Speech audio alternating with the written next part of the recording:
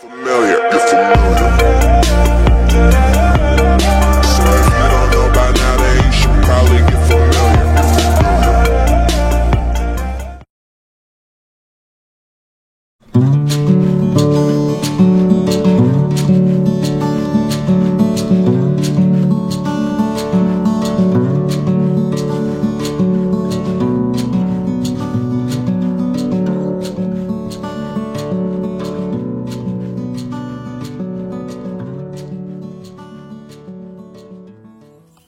Bismillahirrahmanirrahim. Assalamualaikum warahmatullahi wabarakatuh. Salam semangat sahabat tani dimanapun berada. Semoga sehat-sehat selalu.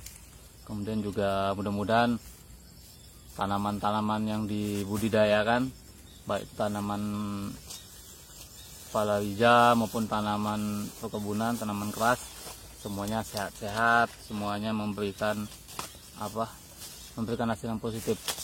Jadi sahabat tani, ini mohon maaf agak lesu ngomongnya karena memang lagi puasa. Kemudian hari juga udah mendekati berbuka sekitar jam 5 kurang lah sekarang di tempat saya. Jadi memang ya efek lapar di perut pasti mempengaruhi pembicaraan, mempengaruhi pendengaran, mempengaruhi mata dan lain sebagainya. Tapi insya Allah itu tidak akan mengurangi secara sporadis semangat saya berbagi dengan teman-teman semua. Oke teman-teman, hari ini kita akan bahas mengenai pemupukan. Karena ada yang WA ke saya ngomong, "Mas, padahal saya bukan bukan orang kita Jawa, mohon maaf, tapi dipanggil Mas ya, alhamdulillah saya terima." Mungkin sebagian teman-teman memang pernah ada yang ngomong, "Mukamu kayak orang Jawa," makanya kalau orang belum kenal kadang manggilnya Mas gitu. Padahal mohon maaf saya bukan orang Jawa, saya asli Melayu gitu ya. Tapi apapun itu, Jawa, Medan, Minangkabau, Padang, Papua, kita Indonesia Raya, oke? Baik teman-teman, sehubungan dengan WA yang masuk ke mengenai Mas, kalau mulai dari tanam sampai panen misalnya, kita pakai pupuknya kita pakai urea aja lah gitu, gimana Mas katanya? Karena urea ya memang agak gampang didapatkan di daerah saya katanya.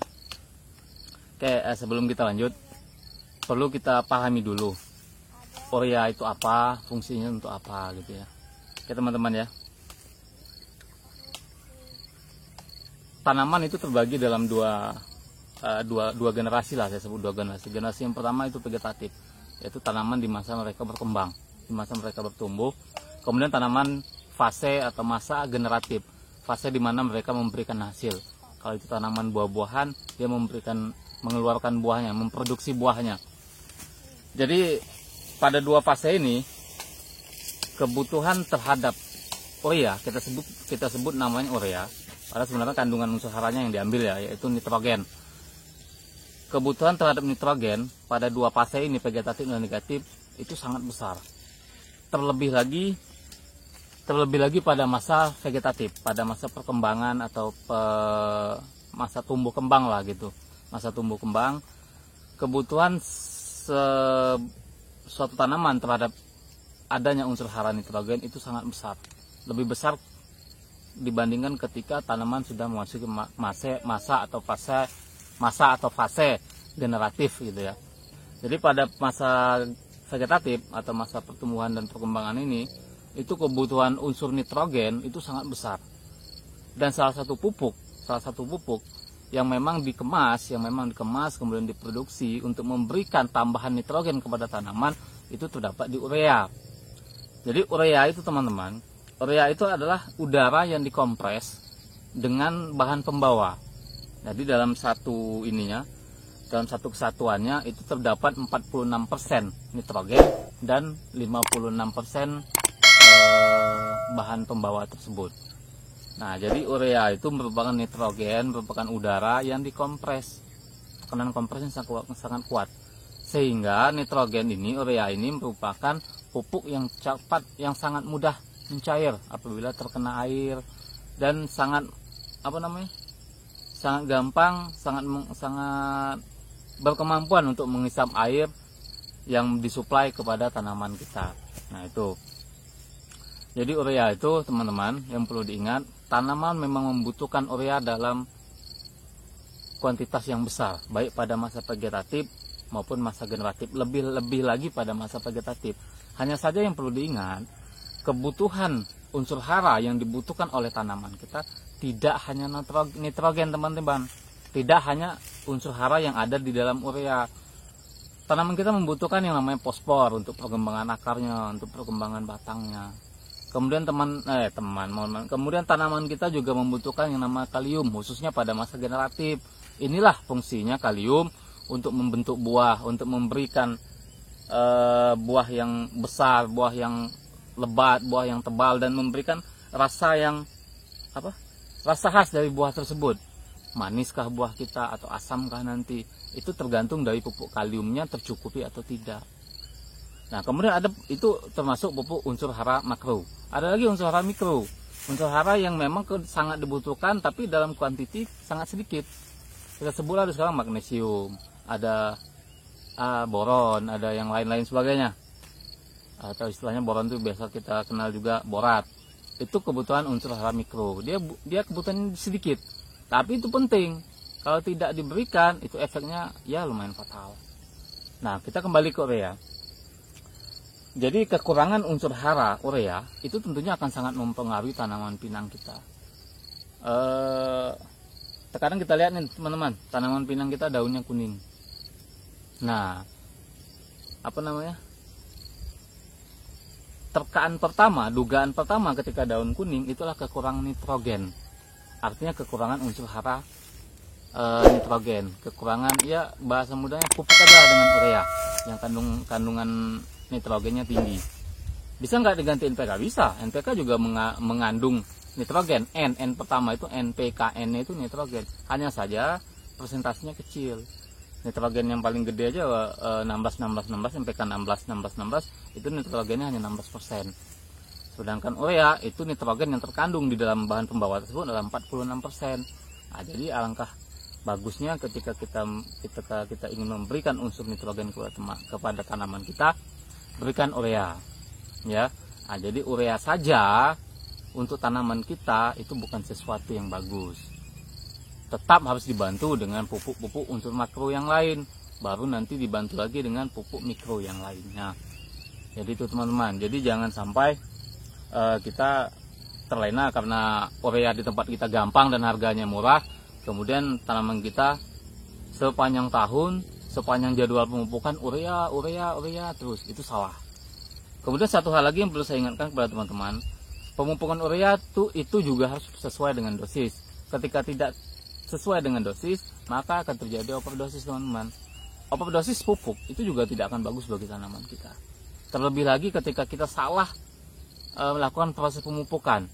Contoh misalnya kita melakukan pemupukan dengan tanaman yang rendah, kemudian butiran pupuk ureanya ini mengenai daun dan lengket di daun gitu, bukan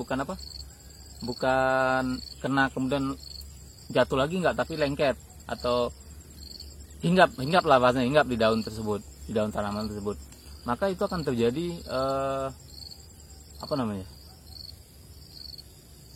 akan terjadi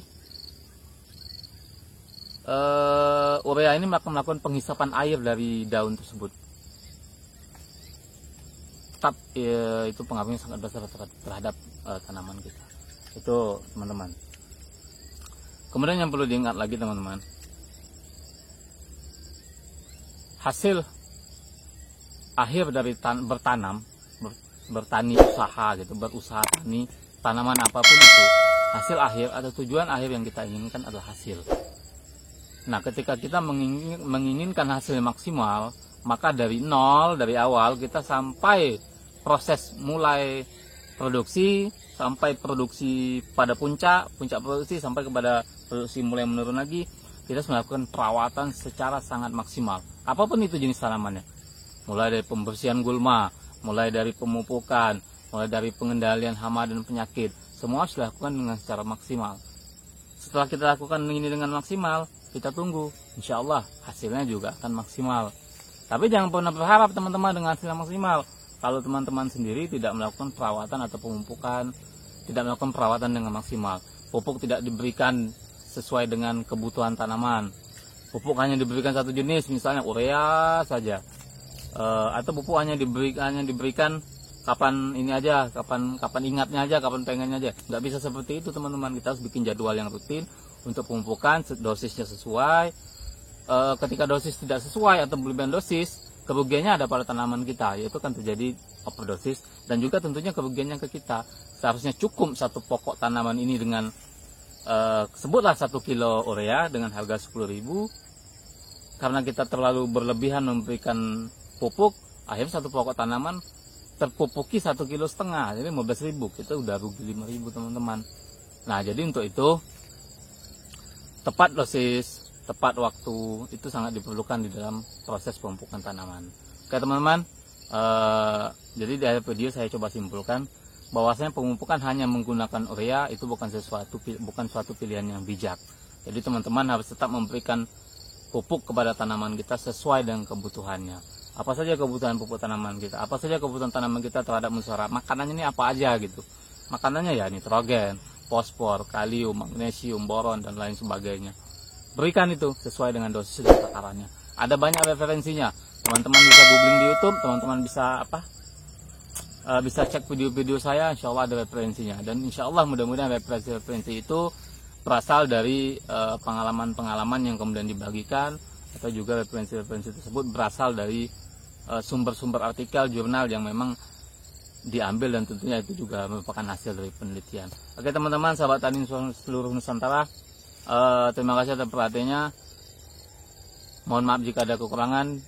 Apabila video ini bermanfaat, jangan lupa like, comment, share, subscribe, dan klik tombol lonceng yang ada di bawah video. Oke, terima kasih. Mudah-mudahan bermanfaat. Jumpa lagi di lain waktu. Mohon maaf agak kurang semangat kalau menurut saya ya. Tapi mudah-mudahan di mata teman-teman saya tetap semangat karena memang lagi puasa. Ya wajar lah ya, sore-sore gini udah mulai semakin turun fisik, hausnya udah meningkat, laparnya udah meninggi gitu ya. Terima kasih, mohon maaf. Assalamualaikum warahmatullahi wabarakatuh.